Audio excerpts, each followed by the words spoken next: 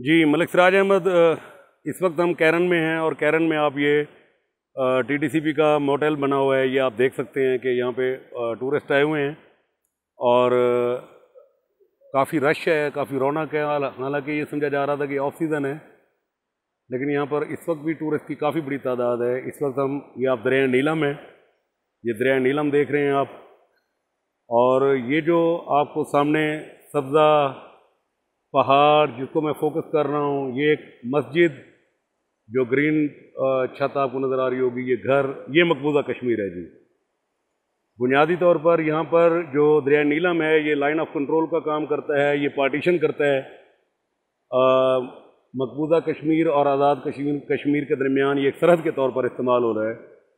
تو آپ یہاں پر جب کیرن میں آئیں گے تو آپ کو کیرن میں یہ سب سے دلچسپ بات ملے گی میرے دیکھنے کو کہ آپ کی آنکھوں کے بالکل سامنے مقبوضہ کشمیر ہوگا، یہاں پہ لوگ ہوں گے، کام کر رہے ہوں گے۔ اس طرف ہندوستان کا جو قبضہ ہے اور اس طرف آپ آزاد کشمیر میں کھڑے ہیں۔ تو بہرحال یہ ایک اپنی نوعیت کی ایک خوبصورت لوکیشن ہے، نئی چیز ہے۔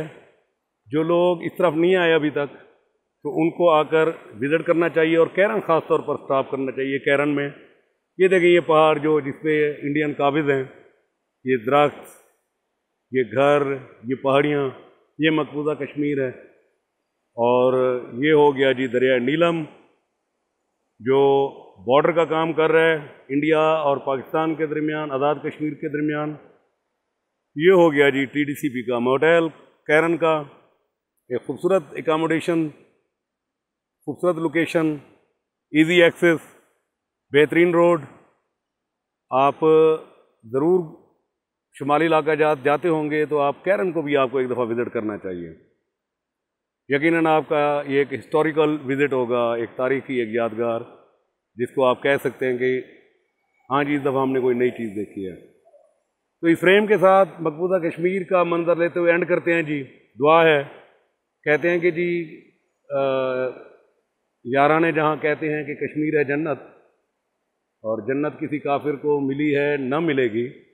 اس وقت ہماری جنت کافروں کے ہاتھ میں ہے، اللہ کرے گا، دعا گو ہوں کہ یہ جنت ہمیں مل جائے واپس، اور ہم